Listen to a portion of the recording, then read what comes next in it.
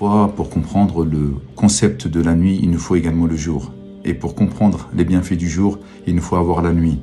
Parfois, pour essayer de sentir qu'est-ce que la santé, eh bien, il faut connaître la maladie. Et lorsqu'on connaît la maladie, on reconnaît les bienfaits de la santé.